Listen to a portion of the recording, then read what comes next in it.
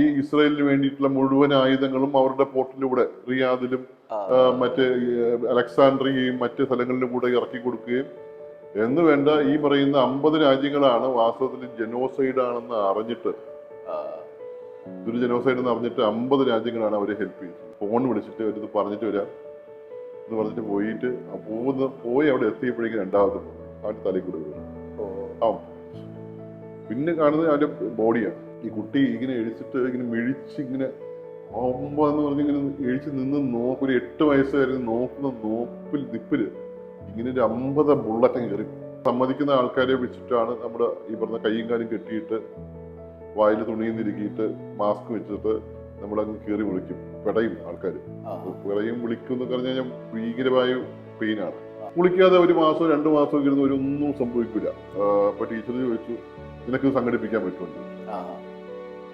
അപ്പൊ നമ്മള് നോക്കാന്ന് പറഞ്ഞിട്ട് ഞാനന്ന് ഫേസ്ബുക്കിലും വാട്സാപ്പിലും ഒക്കെ കൂടി നടത്തിയിട്ടുള്ള നമ്മളൊരു വലിയ ക്യാമ്പയിനാണ്. നമസ്കാരം. ന്യൂസ് ആൻഡ് ഹൗസിന്റെ talk show with K V മധുവിലേക്ക് വീണ്ടും സ്വാഗതം. ഇന്ന് നമ്മുടെ അതിഥിയെക്കുറിച്ച് ആമുഖമായി പ്രത്യേകിച്ച് പറയേണ്ട കാര്യമില്ല. യുദ്ധ മേഖലകളിലൂടെ ഒരു ആരോഗ്യ പ്രവർത്തകന്റെ ത്യാഗപൂർവമുള്ള യാത്രയിലൂടെ കടന്നു വന്ന് നമുക്ക് മുന്നിൽ, മലയാളികൾക്ക് മുന്നിൽ നിൽക്കുന്ന ഡോക്ടർ സന്തോഷ് കുമാർ SS ആണ്. സ്വാഗതം ടോക്ക് ഷോയിലേക്ക്. ഡോക്ടറെ പലതവണ കാണണമെന്ന് ആഗ്രഹിച്ചിട്ടുള്ളതാണ്. പലപ്പോഴും ലോകത്ത് നമ്മൾ കാണുന്ന യുദ്ധ സാഹചര്യങ്ങൾ നമ്മൾ ആശങ്കപ്പെടുത്താറുണ്ട്. ചില കാഴ്ചകളും ഏറ്റവും അവസാനവും നമ്മളൊരു യുദ്ധ ആശങ്ക നിറഞ്ഞു നിൽക്കുന്ന ഒരു സാഹചര്യത്തിലാണ് നിൽക്കുന്നത്. ഇങ്ങനെയുള്ളൊരു അവസ്ഥയിൽ ഏറ്റവും ഒടുവിൽ ഗാസയിലൂടെ കടന്നു വന്ന താങ്കളുടെ മനസ്സിൽ ഒരുപാട് വിങ്ങലുകൾ, കാഴ്ചകളൊക്കെ ഉണ്ടാവും. ഈ സാഹചര്യത്തിൽ എങ്ങനെയാണ് ഇത്തരം മേഖലകളിലേക്ക് പോകാനുള്ള ഒരു തീരുമാനത്തിലേക്ക് എത്തുന്നത്? എന്താണ് ഇതിലേക്ക് പ്രേരിപ്പിക്കുന്നത്? അതിനൊരു ഞാൻ 22 വർഷമായി, പക്ഷേ അതിനെക്കൊണ്ട് കൂടുതൽ വർഷമായിട്ട് ഇങ്ങനെയുള്ളൊരു ഹ്യൂമാനിറ്റേറിയൻ വർക്കിൽ പോയിട്ടുണ്ട്.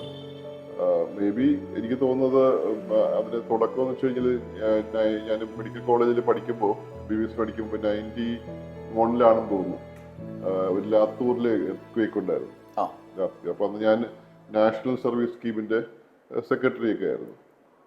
ഈ ലത്തൂരിലെ എർത്ത് നടന്നപ്പോൾ മെഡിക്കൽ കോളേജിൽ നിന്ന് ഒരു ടീം, ഡോക്ടേഴ്സും നഴ്സസും വിദ്യാർത്ഥികളൊക്കെ ചേർന്നിട്ട് ഒരു 25 പേര് അന്ന് നമ്മൾ ലത്തൂരിലേക്ക് പോകാൻ തീരുമാനിച്ചു.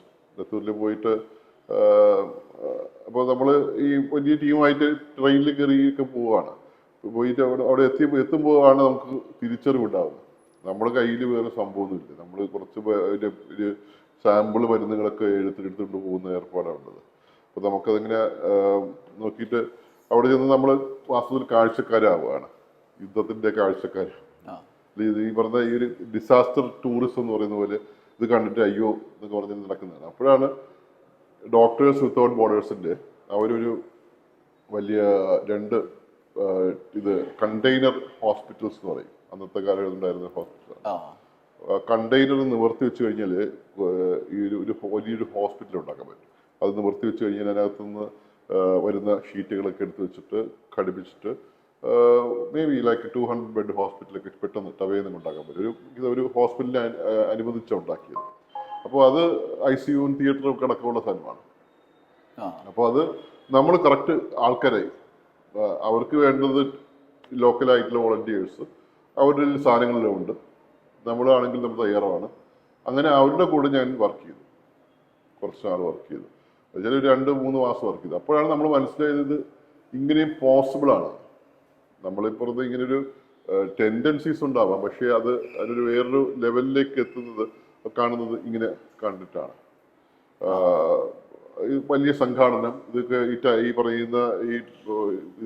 പറയുന്ന ടെൻറ്റ് ഇതൊക്കെ ഉണ്ടാക്കി വെച്ചേക്കുക, അങ്ങനെയുള്ള നിരവധി സംഭവങ്ങളില്ലേ. ഈ പറഞ്ഞ ആളിനെ റെഡിയാക്കുക, അവിടെ കൊണ്ടുപോവുക, ഇത് ഇറക്റ്റ് ചെയ്യുക, അതിനുവേണ്ടി ടെക്നീഷ്യൻസ് ഉണ്ടാവുക, വലിയ പരിപാടിയാണ്. അതിനുവേണ്ടി ഇത്രയും ഒരു ഡിസാസ്റ്റർ മുന്നിൽ കണ്ടുകൊണ്ടുള്ള തയ്യാറെടുപ്പ്, അതിനുള്ള ഓർഗനൈസേഷണൽ കപ്പാസിറ്റി, അതിനുള്ള കമ്മിറ്റ്മെന്റ്, അതിനുള്ള ഫിനാൻസിങ്, ഇതൊക്കെ ചില്ലറ കാര്യമില്ല. അപ്പോൾ ഇറ്റ് ഇസ് ഫാസിനേറ്റിംഗ്. നമ്മളത് കാണുമ്പോൾ തന്നെ നമ്മൾ ആകൃഷ്ടരായി പോകും. അപ്പൊ അങ്ങനെയാണ് ഞാൻ അവരുടെ കൂടെ കുറെ നാൾ നിന്നത്. അപ്പൊ അപ്പോഴും നമ്മൾ തീരുമാനിച്ചു എന്തായാലും MBBS കഴിഞ്ഞിട്ട് ഇവർ കൂടെ കുറച്ച് നാൾ വർക്ക് ചെയ്യണമെന്ന് തീരുമാനിച്ചു. അങ്ങനെ ഛത്തീസ്ഗഡിൽ MBBS കഴിഞ്ഞിട്ട് ഞാൻ കുറച്ച് ഇവിടെ ഇന്ത്യയിൽ പ്രോജക്റ്റ് ഉണ്ട്, ഈ ഛത്തീസ്ഗഡിലും ഭദ്രാചലത്തിലൊക്കെ പ്രോജക്റ്റ് ഉണ്ട്, അവിടെ വർക്ക് ചെയ്തു. അങ്ങനെ PG കഴിഞ്ഞിട്ടാണ് ഇവിടെ ഞാൻ PG കഴിഞ്ഞത്. ഓർത്തോപീഡിക്സ് കഴിഞ്ഞപ്പോൾ ഈ ട്രോമ ഒരു പ്രധാനപ്പെട്ട ഏരിയയാണ്. ഇപ്പോൾ എർത്ത്ക്വേക്കിലാണ് ഞാൻ ആദ്യത്തെ ഒരു 2005 ഒരു എർത്ത്ക്വേക്കിലാണ് ഞാൻ ആദ്യമായിട്ട് പോകുന്നത്, ഇന്തോനേഷ്യയിലെ യോഗ്യകാർത്തയിൽ. അപ്പോൾ അങ്ങനെയാണ് ഈ പറഞ്ഞ ഒരു ടെൻഡൻസീസും ഒരു ആസ്പിറേഷൻസും ഒരു എന്താ പറയുക ഇന്നേറ്റ് ആയിട്ടുള്ള ഒരു നമുക്കിങ്ങനെ പോകാൻ പറ്റുന്ന ഒരു എന്താ പറയുന്ന ഒരു ഇനിഷ്യേറ്റീവിനപ്പുറത്തേക്ക് ഇതിന്റെ സാധ്യതകളെ കുറിച്ചുള്ള ഒരു കണ്ടെത്തലാണ് ആക്ച്വലി അതിനകത്തേക്ക് പോകാൻ പ്രേരിപ്പിച്ചത് എനിക്ക് തോന്നുന്നു. പിന്നെ അതിനകത്ത് പോകുമ്പോൾ നമ്മൾ റിപ്പീറ്റഡ് ആയിട്ട്, ഞാൻ മെഡിക്കൽ കോളേജ് ജോലിയുണ്ട്, പക്ഷെ നമ്മൾ ഇടയ്ക്കിടയ്ക്ക് വീണ്ടും ഒരു വർഷത്തിലെ ഒരു 3-4 മാസമെങ്കിലും ഇങ്ങനെ പോവുക എന്നുള്ളത് ഞാനൊരു ശീലമാക്കിയ. ഒന്ന് ഇവിടുത്തെ നമ്മൾ ഈ റൊട്ടീൻ വർക്ക് എന്നൊരു ഒളിച്ചോട്ടം, വളരെ ഡിഫറെൻ്റ് ആയിട്ടുള്ള വേൾഡിലേക്ക് പോവാം, ചലഞ്ചിങ് ആണ്, നമ്മൾ റീവാമ്പ് ചെയ്യും, നമുക്ക് ഈ ലോകത്തെക്കുറിച്ച് ഭയങ്കരമായ insights, different types of insights കിട്ടും. That makes whole life different. ഈ പെട്ടെന്ന് ഓർമ്മ വരുന്നത് കോവിഡ് കാലത്ത് കേരള സാഹചര്യത്തിൽ ഡോക്ടർ കാസർഗോട്ടേക്ക് പോയതും പിന്നീട് മുംബൈയിലേക്ക്, അതായത് ഡോക്ടർമാർ തന്നെ ആരോഗ്യ മേഖലയിൽ തന്നെ വലിയ ബുദ്ധിമുട്ട് അനുഭവിച്ച സമയത്താണ്, മനുഷ്യന്മാരെ ജീവനോട് പോരാടുന്ന സമയത്താണ് അങ്ങനെ പോയത്. കാസർഗോട്ടേക്കും പിന്നെ മുംബൈയിലേക്കുള്ള ഒരു യാത്ര ഉണ്ടായിരുന്നല്ലോ, അതിനെക്കുറിച്ച് ആ തീരുമാനം വന്നതും പിന്നീട് അത് ദേശീയ തലത്തിൽ തന്നെ കേരളത്തിലെ തീരുമാനങ്ങളുടെ തുടർച്ച ഉണ്ടായി അല്ലേ? അതെ, അത് ശരിക്കും പറഞ്ഞാൽ ഞാൻ അതിന് മുമ്പ് നമ്മുടെ എബോള കാലഘട്ടത്തിൽ 2015-ലും 2014-ലും ഒക്കെ ആഫ്രിക്കയിൽ എബോള ഇങ്ങനെ പടർന്നു പിടിക്കുന്ന സമയത്താണ്. അപ്പോൾ എബോളയിൽ ഇത് വർക്ക് ചെയ്യാനായിട്ട് അന്ന് സിയറ ലിയോണിൽ ന്യൂ ടൗണിൽ ഇതുപോലെ ആ എബോള നടക്കുന്ന സമയത്തുണ്ടാകുന്ന കലാപമുണ്ട്. ഈ എബോളയും അവിടുത്തെ ആൾക്കാർക്ക് എബോളയും ഈ പറഞ്ഞ തമ്മിലടിയുന്ന വലിയ ഏത് സ്ഥലത്തും ഇങ്ങനെ ഉണ്ടാവാന്നാണ് എനിക്ക് തോന്നുന്നത്. മേ ബി ഒരു ഒന്നിന് കാരണമൊക്കെ ആയിരിക്കാം, അതിനെ കുറ്റപ്പെടുത്താനൊന്നും പറ്റത്തില്ല. പക്ഷെ അതിനകത്ത് ഒത്തിരി പേര് 1500 പേര് പരിക്കേറ്റ് ആശുപത്രിയിലായി. അപ്പോൾ ഒരു മനുഷ്യന് പോകത്തില്ല, എബോള ആയതുകൊണ്ട് പോയി കഴിഞ്ഞ് തട്ടിപ്പോകും. പ്രത്യേകിച്ച് ഓപ്പറേഷൻ ചെയ്യാന്ന് വെച്ച് കഴിഞ്ഞാൽ ഭയങ്കര റിസ്കിയാണ്. പ്രത്യേക തിയേറ്റർ വേണം, പ്രത്യേക സ്പേസ് സ്യൂട്ട് സംവിധാനങ്ങൾ വേണം, കോസ്റ്റ്ലി ആണ്, അതിൻ്റെ ആരും പോകാൻ തയ്യാറല്ല. അങ്ങനെ അവരെ പിന്നെ അടിച്ചു പറക്കിയ അവസാനം ഇതിനെ നമ്മളങ്ങനെ പോവുക ചെയ്തത്. ഇതിപ്പോൾ അവിടെ പോവുക ചെയ്തത്. അപ്പോൾ പോകുമ്പോൾ നമുക്ക് ഈ എബോളയിൽ വർക്ക് ചെയ്യുന്നൊരു ഭയങ്കര എക്സ്പീരിയൻസ് ആണ്. It's much more difficult than actually ഈ ഇതിനെക്കാട്ടിയും ഡിഫിക്കൽട്ടാണ്, കോവിഡിനെക്കാട്ടിയൊക്കെ ഡിഫിക്കൽട്ടാണ്. അപ്പോൾ അവിടെ അത് ആദ്യം ഈ 4 ആഴ്ച കൊണ്ട് സർജറിയൊക്കെ ചെയ്ത് ഭയങ്കര ഡിഫിക്കൽട്ടായിരുന്നു. അത് കഴിഞ്ഞിട്ട് നമ്മൾ ഇതുണ്ട് എന്താ പറയുക, ഈ ക്വാറന്റൈൻ ഉണ്ട്, അത് 3 ആഴ്ച നിൽക്കണം. അപ്പോൾ അവിടെ ഒരു കിടക്കേണ്ടി വരും. അപ്പോൾ ആ സമയത്ത് ഞാൻ വാസ്തവത്തിൽ അവിടുത്തെ ഒരു ഈ പറഞ്ഞതിൻ്റെ അഡ്മിനിസ്ട്രേഷനിൽ കുറേ വർക്ക് ചെയ്തു. അപ്പോൾ അത് എങ്ങനെയാണ് സംഘടിപ്പിക്കേണ്ടത് തുടങ്ങിയ കാര്യങ്ങളെ കുറിച്ചൊക്കെ ധാരണയുണ്ടായിരുന്നു. അപ്പോൾ അങ്ങനെയാണ് ഈ പറയുന്ന കോവിഡ് വന്നപ്പോൾ, കോവിഡ് അതിനെക്കാട്ടി ലൈറ്ററാണ്, ഭയങ്കര ഈ പറയുന്ന അത്രയ്ക്കും മോർട്ടാലിറ്റി ഉള്ള സംഭവമല്ല. മറ്റേത് 60 to 80% മോർട്ടാലിറ്റിയാണ് എബോളയ്ക്ക് ഉള്ളത്. കോവിഡിന് ആകെ 2 to 3% മോർട്ടാലിറ്റിയേ ഉള്ളൂ. അപ്പോഴാണ് നമ്മൾ ട്രിവാൻഡ്രം മെഡിക്കൽ കോളേജ്, ഞാൻ ഡെപ്യൂട്ടി സൂപ്രണ്ടായിരുന്നു. അപ്പോൾ ഇവിടെ ഇത് ഈ പറയുന്ന ഇതൊക്കെ ചെയ്യണം. അങ്ങനെ ആദ്യത്തെ സെന്റർ നമ്മൾ ട്രിവാൻഡ്രം മെഡിക്കൽ കോളേജാണ് ഉണ്ടാക്കുന്നത്. ഈ കോവിഡ് ട്രീറ്റ്മെന്റ് സെന്റർ ഒക്കെ ഉണ്ടാക്കുന്നത് ട്രിവാൻഡ്രത്താണ് ഉണ്ടാക്കുന്നത്. അതിൻ്റെ എല്ലാ പ്രോട്ടോക്കോളൊക്കെ വെച്ചിട്ടുണ്ടാകുന്ന സെന്റേഴ്സാണ്. അത് കഴിഞ്ഞിട്ടാണ് അപ്പോൾ നമ്മൾ കുറച്ച് എക്സ്പേർട്ടായി. പിന്നെ ബാക്കി മെഡിക്കൽ കോളേജിലൊക്കെ ചെയ്യാം. അപ്പോൾ ഈ കാസർഗോഡ് അന്ന് ഒരു ക്രൈസിസ് വന്നു. ഇവിടെ നിന്നുള്ള ആൾക്കാർ അങ്ങോട്ട് ഈ മംഗലൂർ, അവിടെ കാസർഗോഡൊക്കെ മംഗലൂരിൽ പോകുന്ന ഒരു സ്ഥിരം ഏർപ്പ്, അവിടെ എന്ത് പ്രശ്നം ഉണ്ടെങ്കിൽ നേരെ അപ്പുറത്ത് പോകാന്നുള്ളതാണ്. അപ്പോൾ പക്ഷേ ഈ ബോർഡർ അടച്ചിട്ട് ഇവർക്കാർക്കും പോകാൻ പറ്റില്ല. അപ്പോൾ ജില്ലാ ആശുപത്രിയിൽ ഇതിനു വേണ്ടി സംവിധാനവും ഇല്ല. അപ്പോൾ അവർ ഭയങ്കര കുടുങ്ങി, ആൾക്കാർ മുഴുവൻ കുടുങ്ങി. അങ്ങനെ ഞാനിത് നമ്മളിവിടുന്ന് ഒരു ടീം വേണമെന്ന് പറഞ്ഞിട്ട് ഇത് ഉണ്ടാക്കാനായിട്ട്, ആ മെഡിക്കൽ കോളേജ് ഉണ്ടാക്കാനുള്ള കെട്ടിടമുണ്ട്, ആ ടീം ഉണ്ടാക്കണമെന്ന് പറഞ്ഞിട്ട് വന്നതാണ്. അങ്ങനെയാണ് ഇവിടുന്ന് ഒരു 25 പേരുടെ ടീമായിട്ട് നമ്മൾ അവിടെ പോയിട്ട് ചെയ്യുന്നത്. അത് സർക്കാരിൻ്റെ ടീമാണ്, നമ്മുടെ ഇവിടുത്തെ മെഡിക്കൽ കോളേജ് ജീവനക്കാരുണ്ട്. അപ്പോൾ അന്നിപ്പോൾ അവരെ സംഘടിപ്പിച്ചുകൊണ്ട് പോകാനായിട്ട് വലിയ ബുദ്ധിമുട്ടുണ്ടാകും. കാരണം ഈ ജീവനക്കാരായാലും പോലും അവർ വരുന്നില്ല. പിന്നെ നമ്മളെ പരിചയമുള്ള ആൾക്കാർ മറ്റുമൊക്കെ കൊണ്ടുപോയിട്ട് ഒരു പക്ഷെ അത് തുടങ്ങിയപ്പോഴേക്കും ഭയങ്കര ശ്രദ്ധ കിട്ടിയപ്പോൾ എല്ലാവർക്കും വലിയ താല്പര്യമൊക്കെ ആയിരുന്നു. അത് കഴിഞ്ഞിട്ടാണ് മുംബൈയിൽ ഒരു ടീം വേണമെന്ന് അവരൊരു ഹോസ്പിറ്റൽ ഉണ്ടാക്കുന്നുണ്ട് എന്ന് പറഞ്ഞിട്ട് വന്നത്. അവര് ടീച്ചർ ശൈലജ ടീച്ചറായിരുന്നു ആരോഗ്യവകുപ്പ് മന്ത്രി. അപ്പൊ അന്ന് ഇത് ചെയ്യാനായിട്ട് നോക്കുമ്പോൾ അത് അവരൊരു വലിയ ഹോസ്പിറ്റലാണ്, 150-200 സ്റ്റാഫെങ്കിലും വേണം. അപ്പൊ അത് മാനേജ് ചെയ്യാനാണ് അവർ പറയുന്നത്. അപ്പോൾ അത്രയും ആൾക്കാർ ഇവിടെ വിടാനായിട്ട് വിടുന്നില്ല. ഇത് മാത്രമല്ല, അത്രയും പോയി കഴിഞ്ഞാൽ ഇവിടുന്ന് ഭയങ്കര വിമർശനം ഉണ്ടാവും. ഇവിടുത്തെ ജീവനക്കാരെ മുഴുവൻ അങ്ങോട്ട് പറഞ്ഞു വിട്ടെന്ന് പറഞ്ഞുള്ള വിമർശനം ഉണ്ടാവും.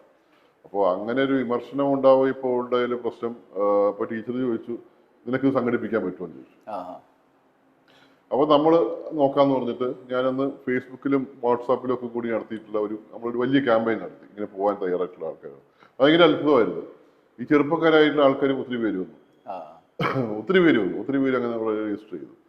അപ്പോൾ നമ്മൾ ആള് കിട്ടുമെന്ന് ഉറപ്പായി.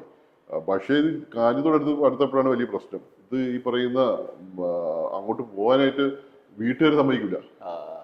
ഈ വീട്ടുകാർ പറയും, വീട്ടിൽ നിന്ന് പുറത്തിറങ്ങിയാൽ എല്ലൊടിക്കും, കാല് വെട്ടും, നീ ഇങ്ങോട്ട് ഇനി കയറണ്ട, പിന്നെ കുടുംബത്തിൽ നിന്ന് പുറത്താക്കി. ഈ ചെറുപ്പക്കാരോട് പറയുന്നതാണ്. അവര് ഈ പറയുന്ന ഇത് ഈ അച്ഛനമ്മമാരെ പറയുന്നത്. നമ്മൾ ഈ പറയുന്ന ഈ പോകുന്ന പോക്കിനകത്ത് പോലും പ്രധാന പ്രശ്നം ഈ പറയുന്ന ഈ പിയർ പ്രഷറാണ്.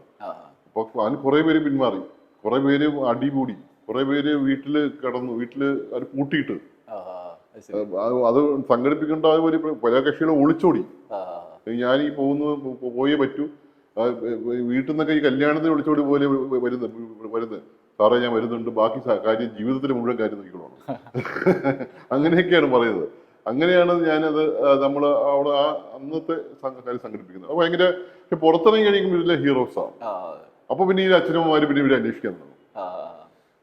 നമ്മളിത് പലപ്പോഴും ഈ ഒരു കാര്യം തിരിച്ചറിയാതെ പോകുന്നുണ്ട്. ഇപ്പൊ അച്ഛനമ്മമാരെ സംബന്ധിച്ചിടത്തോളം കുട്ടികൾ ഒരിക്കലും ഉപേക്ഷിക്കാൻ കഴിയില്ല. അവരീ പറഞ്ഞ ഭീഷണിയൊക്കെ പെടുന്നു, അതൊക്കെ ശരിയാണ്. പക്ഷെ അതിന് അപ്പുറത്തേക്ക് നിൽക്കാനായിട്ടുള്ള അടുത്ത തലമുറയുടെ ഒരു ചങ്കുറപ്പ് വേണം. എങ്കിൽ മാത്രമേ ഈ രാജ്യം മുന്നോട്ട് പോവുള്ളൂ, ഇല്ലെങ്കിൽ ഈ എന്തെങ്കിലും സംഭവം മുന്നോട്ട് പോകുള്ളൂ. അത് പിയർ പ്രഷർ മറികടക്കാനുള്ള ഒരു ഏർപ്പാടായിട്ട്, അല്ലെങ്കിൽ ശത്രുതയോട് കാണേണ്ട കാര്യമൊന്നുമില്ല. പക്ഷെ അത് അങ്ങനെ ചെയ്താൽ മാത്രമേ നടക്കുകയുള്ളൂ എന്നുള്ളതാണ്. അങ്ങനെയാണ് ആ മുംബൈയിലെ ഒരു പരിപാടി നടന്നത്. അതിനകത്ത് ഒത്തിരി ലെസൺസ് നമുക്ക് ലേൺ ചെയ്യാൻ പറ്റി. ഭയങ്കര ഡിഫറെന്റ് ലെസൺസ് ആണ്. പക്ഷെ മനുഷ്യനെ ഇങ്ങനെ നിലനിർത്തുന്നത് അങ്ങനത്തെ മാനസികാവസ്ഥയുള്ള ആളുകൾ കൂടിയാണല്ലോ, അവരുടെ ത്യാഗം. ഈ ലെസൺസ് വെച്ച് കഴിഞ്ഞാൽ 3 കാര്യങ്ങൾ വളരെ വ്യക്തമാണ്. നമ്മൾ ഓക്സിജൻ കപ്പാസിറ്റി കൂട്ടിയത് അവിടെ പോയിട്ട് നമ്മൾക്ക് നമ്മുടെ ഡിസ്കഷൻസ് ഭാഗമായിട്ടാണ്. കാരണം നമ്മളൊക്കെ അന്നൊരു ക്രൈസിസ് ഇല്ലായിരുന്നു. നമുക്ക് ക്രൈസിസ് വന്നപ്പോഴേക്കും ഈ ഓക്സിജൻ ഭയങ്കരമായിട്ട് വേണ്ടി വരും, തികയത്തില്ലെന്ന് മനസ്സിലായിട്ട് ഓരോ ഹോസ്പിറ്റലിൽ 2 ടാങ്ക് എങ്കിലും നമ്മൾ, അതുപോലെ തന്നെ ഓക്സിജൻ പ്ലാന്റ് ഉണ്ടാക്കുന്ന ഏർപ്പാടുണ്ടാക്കി. പിന്നെ രണ്ടാമത്തെ കാര്യം, നമ്മളൊരു കോവിഡ് ബ്രിഗേഡ് ഉണ്ടാക്കി. അത് അവിടുത്തെ എക്സ്പീരിയൻസ് വെച്ചിട്ടാണ്. കാരണം ഈ പറയുന്ന പ്രശ്നം ഇവിടെ ഉണ്ടാവും. നമ്മളൊന്ന് ഈ ജീവനക്കാരെ വെച്ചുകൊണ്ടിരിക്കുകയാണ്. ഇപ്പോൾ ഹോസ്പിറ്റൽസിന്റെ എണ്ണം കൂടുമ്പോൾ, ബെഡ് എണ്ണം കൂടുമ്പോൾ ആൾക്കാർ വേണം, വോളണ്ടിയേഴ്സ് വേണം. അതൊരിക്കലും കിട്ടൂല. അത് ഈ പറയുന്ന ഒരു ക്യാമ്പയിനിലൂടെ മാത്രമേ, ഈ സമൂഹത്തിലുള്ള ആൾക്കാർ നിൽക്കുന്ന ഒരു ക്യാമ്പയിനിലൂടെ മാത്രമേ ആൾക്കാർ മോട്ടിവേറ്റ് ചെയ്ത് കൊണ്ടുവരാൻ പറ്റുള്ളൂ. നമ്മൾ പോകുമ്പോഴും നമ്മളെ ഉപയോഗിച്ചിട്ടാണ് മഹാരാഷ്ട്രക്കാർ അവിടെ ക്യാമ്പയിൻ നടത്തുന്നത്. നിങ്ങൾ നോക്ക്, ഈ കേരളത്തിൽ നിന്ന് ആൾക്കാർ ഇങ്ങനെ ചെറുപ്പക്കാർ വന്നിട്ടുണ്ട്, പിന്നെ നിങ്ങൾ എന്താ വരാത്തത് എന്നുള്ള ആ ഒരു പോയിന്റ് ഉപയോഗിച്ചിട്ടാണ് വരുന്നത്. അപ്പൊ നമുക്ക് മനസ്സിലായത് സെക്കൻഡ് വേവിൽ നമ്മൾ ഫേസ് ചെയ്ത ഈ 2 പ്രഷർ, പിന്നെ നെഗറ്റീവ് പ്രഷർ, ഈ പറയുന്ന പോസിറ്റീവ് പ്രഷർ, ICUs എന്ന് പറയുന്ന സാധനങ്ങൾ പിന്നെ നമുക്ക് കുറച്ചേ ഉണ്ടാകാൻ കഴിഞ്ഞുള്ളൂ. അതൊരു ഫെയിലിയർ ആയിരുന്നു. പക്ഷെ ഈ 3 കാര്യവും ആക്ച്വലി നമുക്ക് ലേൺ ചെയ്യാൻ കഴിഞ്ഞതും സെക്കൻഡ് വേവിൽ വലിയ പരിക്കില്ലാതെ മുന്നോട്ട് പോകാൻ കഴിഞ്ഞതിന്റെ ഒരു കോൺട്രിബ്യൂഷൻ വാസ്തവത്തിൽ മുംബൈ മിഷനുണ്ട്. ഇതിൽ നിന്ന് കുറെ കൂടി വ്യത്യസ്തമാണല്ലോ യുദ്ധമേഖലകൾ. കുറച്ച് ടഫ് ആണല്ലോ ആ ഏരിയയിൽ പ്രവേശിക്കുന്നത്. ഇപ്പോൾ ഒടുവിൽ യുക്രൈൻ കഴിഞ്ഞപ്പോൾ ഗാസയിൽ നിന്നാണ് തിരിച്ചു വന്നിട്ടുള്ളത്. ഗാസയിലുള്ള അനുഭവം കുറെ കൂടി വ്യത്യസ്തമാണ്. അവിടെ മറ്റൊരു രീതിയിൽ ആക്രാമകമായൊരു സമൂഹം, ഒരു ടീം നിൽക്കുകയാണല്ലോ. ഇസ്രായേലിൻ്റെ ഒരു ആംഗിൾ അവിടെ നമ്മളെ മുകളിൽ നോക്കിക്കൊണ്ടിരിക്കുകയാണ്. അവിടേക്ക് പോകുമ്പോൾ എന്തായിരുന്നു നമ്മുടെ ലക്ഷ്യം? പ്രാഥമികമായി ഇപ്പോൾ ഐക്യരാഷ്ട്രസഭയുടെ മിഷന്റെ ഭാഗമായിട്ട് പോയി, അതിനപ്പുറത്ത് കൃത്യമായി നമുക്ക് കാര്യങ്ങൾ ചെയ്യാം എന്നൊക്കെ തോന്നലുണ്ടായിരുന്നു. അത് യുദ്ധമേഖലയിൽ ആദ്യമായിട്ടൊന്നുമല്ല ഞാനിപ്പോൾ പോകുന്നത്. ഇപ്പോൾ കഴിഞ്ഞ 22 വർഷം നടന്നിട്ടുള്ള മിക്കവാറും എല്ലാ യുദ്ധത്തിനകത്തുമൊക്കെ ഇറാഖ് ആയാലും Afghanistan, Syria, central African republic, Chad, Nigeria എന്ന് പറഞ്ഞതിന്റെ മിക്കവാറും എനിക്ക് തോന്നുന്നു എല്ലാ യുദ്ധത്തിലൊക്കെ നമ്മൾ ഇങ്ങനെ ഈ പറയുന്ന ഏതെങ്കിലും ഓർഗനൈസേഷന്റെ ഭാഗമായിട്ട് പോയിട്ടുണ്ട്. കാരണം സർജൻസിന്റെ അഭാവം ഭയങ്കര കൂടുതലാണ്. എല്ലായിടത്തും സർജൻസ് കിട്ടുക എന്ന് വെച്ച് കഴിഞ്ഞാൽ ഭയങ്കര പാടാണ്. കാരണം സർജൻസ് കുറച്ച് സമയത്തൊക്കെ അവരുടെ ഷെഡ്യൂളിൽ നിന്നൊക്കെ ലീവ് കിട്ടത്തുള്ളൂ. അപ്പോൾ ഞാൻ ഈ മെഡിക്കൽ കോളേജിൽ ജോലി ചെയ്യുന്നതുകൊണ്ട് ഒരു ഗുണമുള്ളത് വെച്ച് കഴിഞ്ഞാൽ നമുക്ക് ആ സർജറി പറയുന്ന നമുക്ക് പെട്ടെന്ന് പോകാൻ പറ്റും. പിന്നെ ഇവിടുത്തെ ഒരു കേരളത്തിൻ്റെ ഒരു പൊളിറ്റിക്കൽ അറ്റ്മോസ്ഫിയറിനകത്ത് ഇങ്ങനെ പോകുമ്പോൾ ആൾക്കാർ ഒരു പരിധിവരെയൊക്കെ നമ്മൾ ടോളറേറ്റ് ചെയ്യും. തിരിച്ചു വന്നു കഴിഞ്ഞാലും ജോലിയൊക്കെ തിരിച്ചു തരും. കുറച്ചൊക്കെ അടികൂടേണ്ടി വരുമായിരിക്കും, എന്നൊരു പൊളിറ്റിക്കൽ പ്രഷർ ഉപയോഗിക്കാൻ വേണ്ടി വരുമായിരിക്കും. പക്ഷെ സ്റ്റിൽ അവർ ലീവ് തരികയോ സർവീസിൽ തിരിച്ചെടുക്കുകയോ ഒക്കെ ചെയ്യും. പെട്ടെന്ന് ഒരു കളഞ്ഞിട്ട് പോവാം. വലിയ ഡിപ്പാർട്ട്മെന്റ് ആയതുകൊണ്ട് ഒരാൾ ഒരു ദിവസം പോകുന്നതുകൊണ്ട് വലിയ പ്രശ്നമൊന്നും ഉണ്ടാവത്തില്ല. അപ്പോൾ അങ്ങനെയുള്ളൊരു സാഹചര്യം കേരളത്തിൽ ഉണ്ട്. അങ്ങനെയാണ് ഞാൻ ഈ പറയുന്ന പല സ്ഥലത്തും പോകുന്നത്. ഈ പല സ്ഥലത്തും പോകുമ്പോഴും ഇത് ഏറ്റവും ഡേഞ്ചറസ് ആയ സ്ഥലമല്ല ഗസ.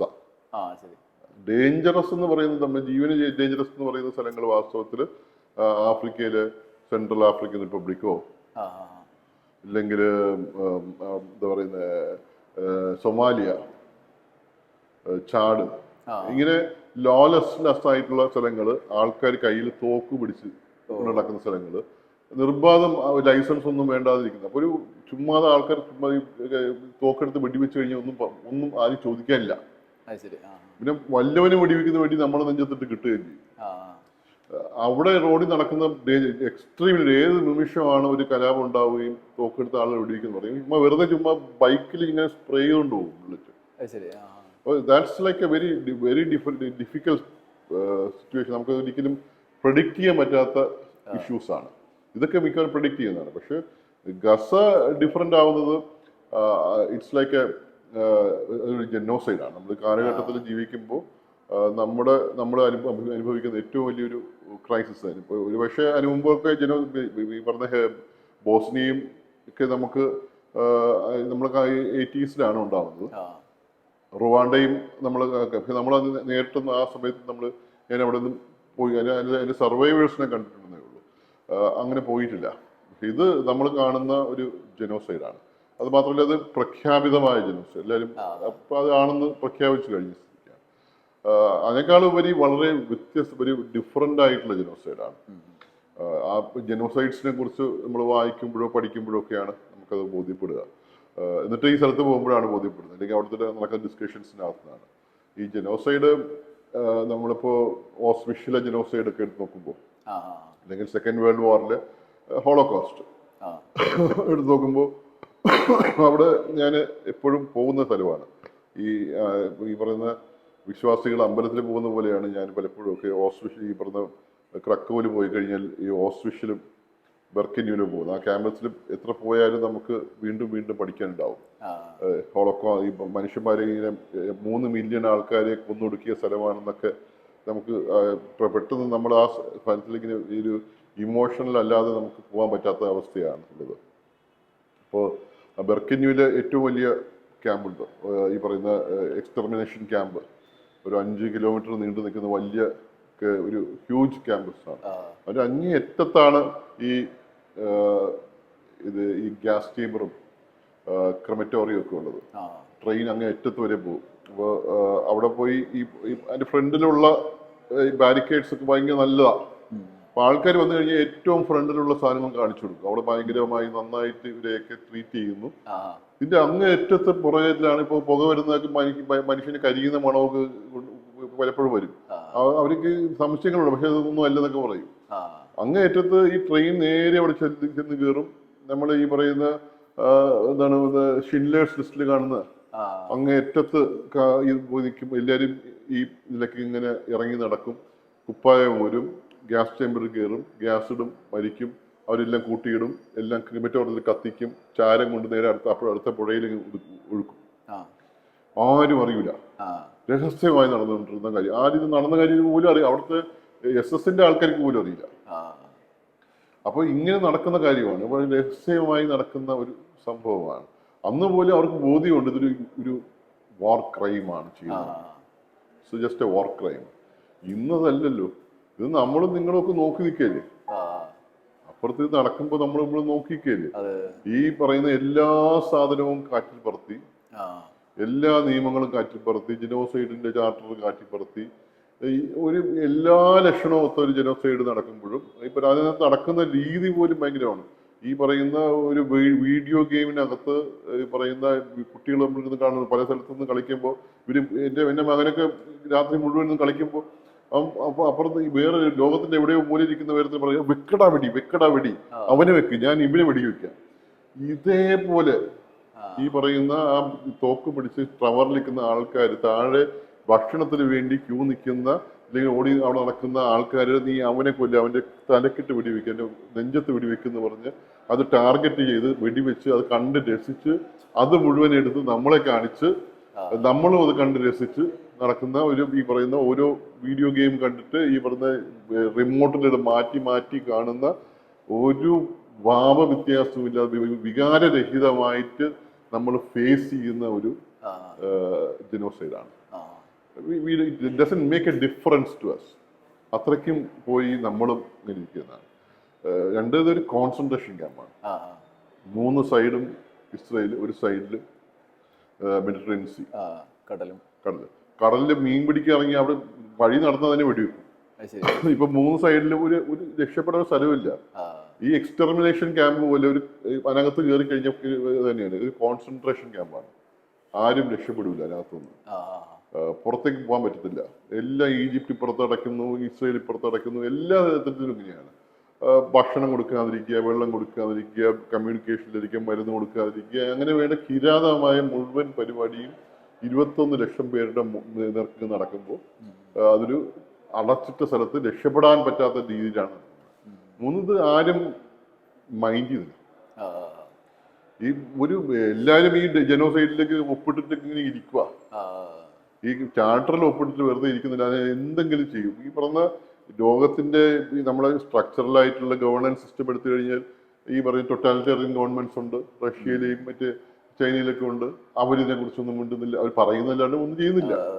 ഇപ്പുറത്ത് ഈ പറയുന്ന ഈ രാജ്യങ്ങൾ, ഈ മിഡിൽ ഈസ്റ്റ് രാജ്യങ്ങൾ, അവർ നമ്മളെ ബ്രദർസാണ് എന്നൊരു വാക്ക് പറയുകയും ഈ ഇസ്രായേലിന് വേണ്ടിയിട്ടുള്ള മുഴുവൻ ആയുധങ്ങളും അവരുടെ പോർട്ടിലൂടെ റിയാദിലും മറ്റ് അലക്സാണ്ട്രിയയും മറ്റ് സ്ഥലങ്ങളിലും കൂടെ ഇറക്കി കൊടുക്കുകയും എന്ന് വേണ്ട ഈ പറയുന്ന 50 രാജ്യങ്ങളാണ് വാസ്തവത്തിൽ ജനോസൈഡ് ആണെന്ന് അറിഞ്ഞിട്ട്, ഇതൊരു ജനോസൈഡ് എന്ന് അറിഞ്ഞിട്ട് 50 രാജ്യങ്ങളാണ് അവരെ ഹെൽപ്പ് ചെയ്തിട്ടുള്ളത്. ഇസ്രായേലിനെ ഹെൽപ്പ് ചെയ്യുന്നത്, എണ്ണ കൊടുക്കുക, പേറിപ്പാട്ട് കൊടുക്കുക, ബുള്ളറ്റ് കൊടുക്കുക എന്ന് വേണ്ട എല്ലാ കാര്യങ്ങളും കച്ചവടം നടത്തുന്ന ഏർപ്പാട് ആണ് നടക്കുന്നത്. അതിനപ്പുറത്തേക്ക് ഈ പറയുന്ന അങ്ങനെ ആരും പോയിട്ടില്ല. ഹോപ്പ്ലെസ് ആയി, ടോട്ടലി ഹോപ്പ്ലെസ്. ആകെ ഹിസ്ബുള്ളയും മറ്റൊക്കെ കിടന്ന് ബഹളം വെക്കുന്നില്ല. അത് അവരൊരു ഈ ഗോഗ്വ വിളിക്കുന്നതിനപ്പുറത്തേക്കൊന്നും അവരും പോകാറില്ല. ഈ പറയുന്ന ഹിസ്ബുള്ളയായാലും ഇറാനായാലും ഹൂത്തീസ് ആയാലും അവർക്കൊന്നും ചെയ്യാൻ കഴിവില്ല. അപ്പോൾ ഒരു മനുഷ്യർ ചോദിക്കാനില്ലാത്ത രീതിയിൽ നടത്തുന്ന ഒരു ജനസംഖ്യ. ഏറ്റവും അവസാനം ഇത് ഈ ചാർട്ടേഴ്സിന്റെ സ്ഥിതിയാണ്. നമ്മൾ ഈ ആലോചിക്കുമ്പോൾ ഒരു ചാർട്ടർ ഒരു സെന്റൻസ് പോലും അത് കീറിപ്പറിക്കാത്തതില്ല. ഈ പറഞ്ഞ ഇവരെല്ലാവരും കൂടെ ഉണ്ടാക്കിയ സാധനമാണ്. എല്ലാം കീറിപ്പറിക്കുമ്പോൾ ഈ യൂറോപ്യൻ രാജ്യങ്ങൾ നോക്കിയിരിക്കുന്നു, അവർ കൈകൊട്ടുന്നു. 2 സ്റ്റാൻഡേർഡ്സ്, യുക്രൈന് വേറെ സ്റ്റാൻഡേർഡ്, പലസ്തീന് വേറെ സ്റ്റാൻഡേർഡ്. ഇങ്ങനെ പറയുന്ന ഇനി ഒരു യുദ്ധമൊക്കെ ഉണ്ടാവുമ്പോഴോ അല്ലെങ്കിൽ ഒരു ബലമുള്ള സമൂഹത്തിന്റെ പുറത്ത് ഒരു ബലമില്ലാത്ത സമൂഹത്തിന്റെ പുറത്ത് ഒരു ബലമുള്ള സമൂഹം കയറി ഇങ്ങനെ മേയുമ്പോൾ, ഇങ്ങനെ കൊല്ലുമ്പോൾ, ഇങ്ങനെ ചെയ്യുമ്പോൾ ഒരാൾക്കും ചോദിക്കാൻ പറ്റില്ല. നിങ്ങൾ ഈ പറഞ്ഞ ഈ ഗസയിൽ നടന്നപ്പോൾ എന്ത് ചെയ്തു എന്ന് ചോദ്യം അവശേഷിക്കും. ഇപ്പോൾ ചൈന കയറി തൈവാന്റെ പുറത്ത് കയറി കഴിഞ്ഞാൽ ഇത് തന്നെ ചോദിക്കും. അന്ന് ഈ പറഞ്ഞത് നിങ്ങൾ മറ്റേ US കയറി അപ്പുറത്ത് ചെയ്തല്ലോ, ഇസ്രായേൽ കയറി ചെയ്തപ്പോൾ നിങ്ങൾ ഇഷ്ടമുള്ള ആളുകൾ അപ്പൊ ചെയ്യാനുള്ള ന്യായീകരണമായിട്ട് ഈ സ്റ്റാൻഡേർഡ്സ് മുഴുവൻ പോയി ലോകം മുന്നോട്ട് പോകുന്നത് വെച്ച് കഴിഞ്ഞാൽ ഇങ്ങനത്തെ ഒരു ഏർപ്പാടിലേക്ക് പോയി കഴിഞ്ഞാൽ ദാറ്റ്സ് എ ബിഗസ്റ്റ് നമ്മളെ നിൽക്കുന്ന ഏറ്റവും വലിയ അധപ്പതനമായിട്ട് അത് മാറുകയാണ്. ഈ മനുഷ്യന്മാരെ പോലെ നമ്മൾ മൃഗീയ വാസന എന്നൊക്കെ പറയും. സാധാരണ ഇത്തരം സമയങ്ങളിലാണ് നമ്മൾ കൂടുതൽ ആലോചിക്കുക, ഈ മനുഷ്യന്മാരാണോ കൂടുതൽ സ്വന്തം വർഗത്തെ തന്നെ കൊല്ലുന്ന വിഭാഗം എന്ന് നമ്മൾ ആലോചിച്ചുവല്ലോ. മൃഗങ്ങളെപ്പോലും ഇങ്ങനെ നമ്മൾ കാണാറില്ല, മറ്റൊരു ജീവി വിഭാഗത്തെ അങ്ങനെ കാണാൻ പറ്റില്ല. അത് എന്താ അതിൻ്റെ ഒരു സൈക്കോളജി എന്താണ്? സൈക്കോളജി അല്ല, ഇറ്റ്സ് ലൈക്ക് ജനറ്റിക് അണ്ടർപിന്നിങ് ആണ്. ജനറ്റിക് അണ്ടർപിന്നിങ് ആണ്. നമ്മളിപ്പോൾ നമ്മുടെ കോമൺ നമുക്കും ചിമ്പാൻസീസിനും സെയിം കോമൺ ആൻസെസ്റ്റേഴ്സ് ആണുള്ളത്. സെയിം ആൻസെസ്റ്റേഴ്സിനാണ് ചിമ്പാൻസീസ് വന്നിട്ടുള്ളത്, മനുഷ്യർ വന്നിട്ടുള്ളത്. അതിന് മുമ്പുള്ള ഗറില്ലാസ് എടുത്തു കഴിഞ്ഞാലും മെമ്മേരിയൻ സംഭവങ്ങൾ എടുത്തു കഴിഞ്ഞാലും അങ്ങനെയാണ്. ഇങ്ങനെയുള്ള ഒരു സ്വന്തം സ്പീഷീസിനെ കൂട്ടത്തോടെ ഈ യുദ്ധത്തിന്, ഈ ഭക്ഷണത്തിന് വേണ്ടി അല്ലാതെ കൊന്നൊടുക്കുന്ന ഒരു സ്പീഷീസ്. പിന്നെയുള്ളത് ഈ ബീസിനകത്തുണ്ട്, ചില ആൻസിനകത്തൊക്കെ വർക്ക് ചെയ്യുന്നത്. ഈ ഇൻസെക്ട് വേൾഡിലാണ് ഉള്ളത്. മെമ്മേരിയൽ സ്പീഷീസ് ഡെഫിനറ്റ്ലി ഇല്ല. ഇതിന്റെ ഒരു അണ്ടർപിന്നിങ് ഇരിക്കുന്നത് വാസ്തവത്തിൽ നമ്മുടെ ഒരു കൺസ്ട്രക്ട്, ഈ പറയുന്ന ഈ മനുഷ്യൻ ആയി വരുന്നതിന്റെ സർവേയിൽ അഡ്വാൻറ്റേജുമായി ബന്ധപ്പെട്ട കൺസ്ട്രക്റ്റിൽ ഇരിക്കുന്നതാണ്.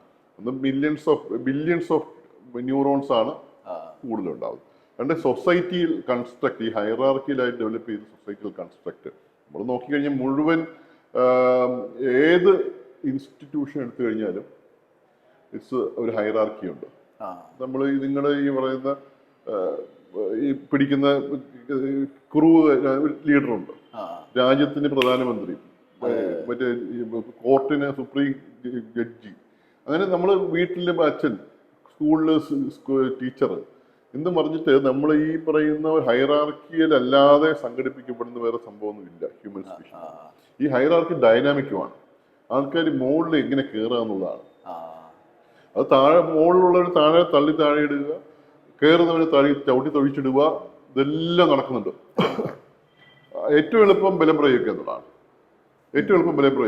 അപ്പൊ ബലത്തിന് വേണ്ടിയിട്ടുള്ള സംഘാടനം ഇതിനകത്ത് നടക്കുന്നുണ്ട്. പക്ഷെ ഇതേ സെയിം സംഭവം തന്നെയാണ് ഈ സയൻസും ഇതിന്റെ ഭാഗം തന്നെയാണ്, ആർട്ടും ഇതിന്റെ ഭാഗം തന്നെയാണ്. ഇതെല്ലാം ഈ ഹൈറാർക്കിയിലായിട്ട് സംഘടിപ്പിക്കപ്പെടുന്ന സംഭവത്തിന്റെ എക്സ്പ്രഷൻസ് മാത്രമേ നമ്മുടെ ഹ്യൂമൻ സ്പീഷീസിനകത്ത് ഉള്ളൂ. സോ ഇറ്റ്സ് ലൈക്ക് യുദ്ധം എന്നുള്ളത്, ഈ പറയുന്ന ഈ ബലം പ്രയോഗിച്ച് നടത്തുന്ന പരിപാടി, ഇറ്റ്സ് ലൈക്ക് സ്പീഷീസിനകത്ത് ഇന്നബിറ്റബിൾ ആയിട്ട് ജനറ്റിക്കലി അണ്ടർപിൻ ചെയ്തിട്ടുള്ള ഒരു സംഭവമായിട്ട് നമ്മൾ കാണാൻ കഴിയുന്നുള്ളൂ. ഇതിന്റെ മറിച്ച് ഈ സമാധാനത്തിന് വേണ്ടിയിട്ടുള്ള ശ്രമം, പീസ് ഡെഫിനറ്റ്ലി ഉണ്ട്.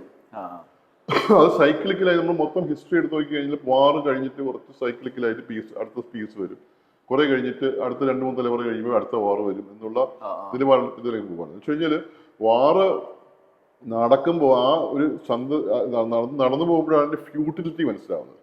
ഇത് മാത്രമല്ല, അത് സ്പീഷീസിനെ പോലും കൊല്ലാൻ പറ്റുന്ന, ഈ പറഞ്ഞ നിൽക്കുന്ന അതിനെ എക്സ്റ്റർമിനേറ്റ് ചെയ്യുന്ന ഒരു നിലവാരത്തിലേക്ക് എത്തുമെന്നുള്ള തോന്നലൊക്കെ ഈ ലോജിക്കൽ കൺക്ലൂഷൻ എത്തുന്നത് ആ അനുഭവത്തിലൂടെ പോകുമ്പോൾ മാത്രമാണ്. അപ്പൊ അനുഭവത്തിലൂടെ പോകുന്ന ഒരു ചടയെ അങ്ങ് പഠിക്കുകയാണ്, ഒരു മുഴുവൻ ജനതയെ അങ്ങ് പഠിക്കുകയാണ് ടബയെന്ന്. അതിന്റെ എഫക്ട്സ് ആണ് വാസ്തവത്തിൽ ഈ പറയുന്ന ലീഗ് ഓഫ് നേഷൻസോ UN-ഓ അതിന്റെ ചാർട്ടേഴ്സ്, ഇങ്ങനെ എല്ലാം അതിന്റെ എക്സ്പ്രഷൻസ് ആണ്. അത് കഴിഞ്ഞിട്ട് വരുമ്പോഴേക്കും 2-3 തലമുറ കഴിയുമ്പോഴേക്കും തീർന്നു. നമ്മൾ ഈ എക്സിബിഷൻ എടുക്കുമ്പോൾ പോലും ഇതിനകത്ത് കാണുന്നവരാ വയസ്സന്മാരും നമ്മളൊക്കെ ഈ പറഞ്ഞ ഒരു 40-ന് മുകളിലുള്ള ആൾക്കാരാണ് ഇതിനെ കുറിച്ച് ഏറ്റവും കൂടുതൽ വ്യാകുലരായി കാണുന്നത്. കുട്ടികളെ വാസ്തവത്തിൽ അതിനെ കാണുന്ന അവർക്കിത് എങ്ങനെ മനസ്സിലാക്കി അവിടെ എങ്ങനെ കൊണ്ടുവരുന്നത് പോലും നമുക്കറിയില്ല. They are out of it. നമ്മൾ അവരുടെ ഈ പറഞ്ഞ ഫേസ്ബുക്കിനകത്ത് കയറി, അവർ ഫേസ്ബുക്കിലില്ല.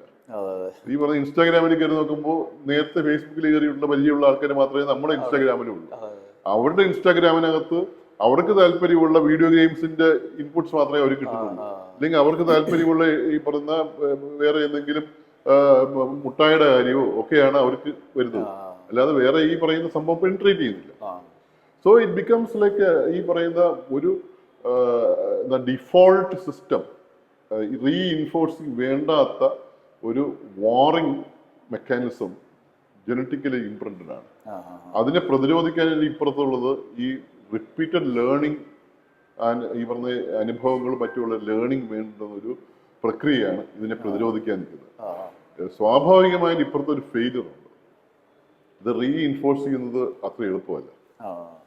In due course it becomes very difficult. അപ്പോൾ അങ്ങനെയുള്ള ഫെയിലിയേഴ്സ് വരുമ്പോൾ തീർച്ചയായും അടുത്ത യുദ്ധം ഉണ്ടാവുകയാണ്. മേ ബി ഈ പറയുന്നൊരു ഇഷ്യൂസ്, ഈ പറയുന്ന സംഭവങ്ങളൊക്കെ ഇതൊക്കെ നമ്മൾ എടുക്കുന്ന നിലപാട്, ഈ ഫോട്ടോസ് കാണിക്കുകയോ അല്ലെങ്കിൽ പറയുകയോ ചെയ്യേണ്ടി വരുന്നത്, ഇത് റീഇൻഫോഴ്സ്. നമ്മളിപ്പോൾ കാണുന്ന പോലെ അപ്പുറത്തേക്ക് പാകിസ്ഥാനുകാരെ കൊല്ല്, പാകിസ്ഥാൻ പറഞ്ഞ ഇന്ത്യക്കാരനെ കൊല്ല്, ഇവനെ കൊല്ല്, തട്ടിക്കളയ, അവനെ ഇടിയാക്ക്, മറ്റേതയക്ക്, ബോംബ് അയക്ക്, മറ്റേ മിസൈൽ അയക്കുന്നൊക്കെ പറയുന്നത്. ഈ തീരുമാനം എടുക്കുന്ന മനുഷ്യർ തമ്മിൽ എല്ലാം സേഫാണ്. മരിക്കുന്നത് മുഴുവൻ സാധാരണക്കാരും ചെറുപ്പക്കാരും ഒക്കെയാണ് മരിക്കുന്നത്. ഈ വയസ്സായവര് മുഴുവൻ ഇങ്ങനെ ഭരിച്ചതുള്ള നോക്കുമ്പോൾ, ഈ സമയത്ത് നോക്കുമ്പോൾ വയസ്സായവന്മാര് ഒരു റെസ്പോൺസിബിലിറ്റി ഇല്ലാതെ അങ്ങ് യുദ്ധത്തിന് വേണ്ടി ഇറങ്ങിയിരിക്കുകയാണ്. മരിക്കുന്നത് ഇവരൊക്കെയാണ്. ഈ ഒരു ഇപ്പുറത്ത് ഈ മരിക്കാൻ സാധ്യതയുള്ള ആൾക്കാർ ആ ഒരു പ്രോസസ് തുടങ്ങുന്നതിന് മുമ്പ് ഒരു തഴിമ്പ് പോലും ചിന്തിക്കുന്നില്ല ഇത് അവസാനിക്കുന്നത് എവിടെയാണെന്നും, നമ്മൾ അവസാനിക്കുന്ന ഇതേ പ്രശ്നത്തിലാണെന്നും, ഇത് ദുരിതത്തിലേക്കാണെന്നും, നമ്മൾ ഓരോരുത്തരും ഇതേപോലെ ഡിറ്റീറിയേറ്റ് ചെയ്യണമെന്നും ഡിസ്റപ്റ്റഡ് ആവുമെന്നും മനസ്സിലാവുന്നില്ല. സോ മേ ബി നമ്മളിത് കാണിക്കുമ്പോൾ it's very difficult to see this. എനിക്കറിയാം, ഞാനിത് പലപ്പോഴും ആൾക്കാർ ഇവിടെ നിന്ന് കരയുന്നുണ്ട്, ഇത് കണ്ടിട്ട് വന്നിട്ട് പൊട്ടി കരയുന്നുണ്ട്, ഞാൻ കാണുന്നുണ്ട്. It's very difficult to address, but that's a reality. അത് നമ്മൾ എവിടെ നിന്നെങ്കിലും കൊടുത്തേ പറ്റും. യുദ്ധമേഖലയിലേക്ക് ഇപ്പോൾ നമ്മൾ ഈ കാണുന്നതിനപ്പുറത്ത് അവിടെ സാധാരണ പോക്ക് തന്നെ തടസ്സം ഉണ്ടാക്കുന്ന ശക്തികളാണല്ലോ ഒരു ഭാഗത്തുണ്ടാവുക. ഇപ്പോൾ ഗാസയിലാണെങ്കിൽ ഫുഡിൻ്റെ വണ്ടീനെ തടയുന്ന കാഴ്ചകളാണ് നമ്മൾ കാണുന്നത്. UN-ന്റെ വാഹനങ്ങൾ പോലും തടയുകയാണ്. അപ്പോൾ ഡോക്ടർമാരെ അങ്ങോട്ട് പോകുമ്പോൾ, ഇപ്പോൾ ഡോക്ടർ അതിനനുസരിച്ചിട്ട് നിങ്ങളൊരു സംഘം അങ്ങോട്ട് പോകുമ്പോൾ ഉണ്ടാകുന്ന പ്രതിബന്ധങ്ങൾ എങ്ങനെയാണ് തരണം ചെയ്യുന്നത്? അതിനെ തടയില്ലേ, അല്ലെങ്കിൽ അതിനനുസരിച്ചിട്ടുള്ള പ്രശ്നങ്ങൾ നേരിടേണ്ടി വരില്ലേ? അല്ലെ, ഹ്യൂമാനിറ്റേറിയൻ ഈ പറയുന്ന ആദ്യമൊക്കെ ഫസ്റ്റ് പോകുമ്പോൾ നമ്മൾ നവംബറിൽ എത്തുമ്പോഴേക്കും ഈ പറഞ്ഞ ഈ ഹ്യൂമാനിറ്റേറിയൻ പ്ലേയേഴ്സിനെ അല്ലെങ്കിൽ ഓർഗനൈസേഷൻസിന് പോലും കേട്ടുന്നില്ല. ഭയങ്കര അവിടുത്തെ ഹെൽത്ത് കണ്ടീഷൻസ് ഡിറ്റീറിയേറ്റ് ചെയ്യുന്നു, വലിയ പ്രശ്നങ്ങൾ ഉണ്ടാവുന്നു, ഫാമിൻസ് ഉണ്ടാവുന്നു, വെള്ളമില്ലാത്ത ഡയറി ഉണ്ടാവുന്നു, വലിയ പ്രശ്നങ്ങളാണ്. പക്ഷെ അത് ഇപ്പുറത്ത് നിന്ന് അത് വലിയൊരു പ്രഷർ ആവുമ്പോഴാണ് അവർക്കിത് കടത്തിവിടേണ്ടി വരുന്നത്. ഇന്റർനാഷണൽ പ്രഷർ ആവുമ്പോഴാണ് കടത്തിവിടേണ്ടി വരുന്നത്. അങ്ങനെ ആ സ്പേസിലാണ് നമ്മൾ അതിനകത്ത് കടക്കുന്നത്. ഇപ്പൊ എല്ലാവരുടെയും ഇതൊക്കെ എടുക്കണം, പെർമിഷൻ എടുക്കണം. ഈ ഇസ്രയേലിന്റെ, ജോർഡാന്റെ, ഈജിപ്തിന്റെ, ഇതൊന്നും പറ്റുന്ന ഒരു സംഘടനയെ കൊണ്ടൊന്നും പറ്റത്തില്ല. അവസാനം UN നേരിട്ട് ഇടപെട്ടാണ് ഈ എമർജൻസി ടീം ഉണ്ടാക്കുന്നത്. അങ്ങനെയാണ് നമ്മൾ ഡയറക്ടറായിട്ടൊക്കെ പോകുന്നത്. അങ്ങനെയൊക്കെയാണ്. അപ്പൊ അങ്ങനെയാണ് അവിടെ പോകുന്നത്. ഈ UN എമർജൻസി മെഡിക്കൽ ടീം എന്ന് പറഞ്ഞിട്ട് തന്നെയാണ് പോകുന്നത്. എല്ലാ സംഘടനകളും അങ്ങനെ പോകാൻ പറ്റത്തുള്ളൂ. അപ്പൊ അവിടെ പോയിട്ട് നമ്മൾ വർക്ക് ചെയ്യുമ്പോൾ ആ വർക്ക് കഴിഞ്ഞിട്ട് തിരിച്ച് സാധാരണ 8 ആഴ്ച മാത്രമേ നിൽക്കാൻ പറ്റത്തുള്ളൂ. പിന്നെ ചിലപ്പോഴൊക്കെ നമ്മൾ റീപ്ലേസ്, ഇപ്പോൾ ഇതെല്ലാം സ്ക്രീൻ ചെയ്തു. എനിക്ക് ഈ അവസരം പോയപ്പോൾ എന്നെ റീപ്ലേസ് ചെയ്യാൻ വേണ്ടി വന്ന 2 പേര് വരാൻ പറ്റിയില്ല. അവർ അവിടെ എത്തിയിട്ട് ഈ പറയുന്ന അവർ ഇസ്രയേലുകാർ വന്ന് അവരുടെ സോഷ്യൽ മീഡിയ സ്ക്രീൻ ചെയ്തിട്ട് നിങ്ങൾ ഇസ്രയേലിനെതിരെ പോസ്റ്റ് ചെയ്തിട്ടുണ്ട്, അതുകൊണ്ട് പോണ്ട. അതുകൊണ്ട് ഞാൻ ഈ മലയാളത്തിലൊക്കെ എഴുതി വെക്കുന്നത് ഇവിടെ. ഇംഗ്ലീഷിൽ എഴുതി, മലയാളത്തിലാകുമ്പോൾ ഒരു കുറച്ച് സ്ഥലത്തല്ലേ കാണത്തുള്ളൂ, വലിയ വിപുലമായി കാണത്തില്ല എന്നുള്ളത്. പിന്നെ അവിടെ ഒരു ഡോക്ടർ എന്നുള്ള ആൾക്ക് നേരിടേണ്ടി വരുന്ന കുറെ പ്രശ്നങ്ങളിൽ നമുക്ക് ഇപ്പോൾ ദൂരെ ഇരുന്ന് ആലോചിക്കുന്ന ആളുകൾക്ക് ഉണ്ടാകുന്ന കുറെ ആശങ്കകളിലൊന്ന് ഓരോ ഘട്ടത്തിൽ ഉണ്ടാകുന്നപ്പോൾ ഒന്ന് ഈ വ്യാപകമായിട്ട് പകർച്ചവ്യാധികൾ വരുന്ന യുദ്ധമേഖലകളിൽ നിന്ന് വലിയ വാർത്തകൾ വരാറുണ്ട്. അത്തരം സംഭവങ്ങൾ ഉണ്ടാകുന്ന സമയത്ത് ഈ ആരോഗ്യ പ്രവർത്തകർ അതിനെ എങ്ങനെ നേരിടും? കാരണം അസാധാരണമായൊരു അന്തരീക്ഷമാണല്ലോ, ഒരു വ്യക്തിപരമായിട്ട് ഓരോരാളെയും കൈകാര്യം ചെയ്യാൻ പറ്റുന്ന ഒരു അവസ്ഥയായിരിക്കില്ലല്ലോ.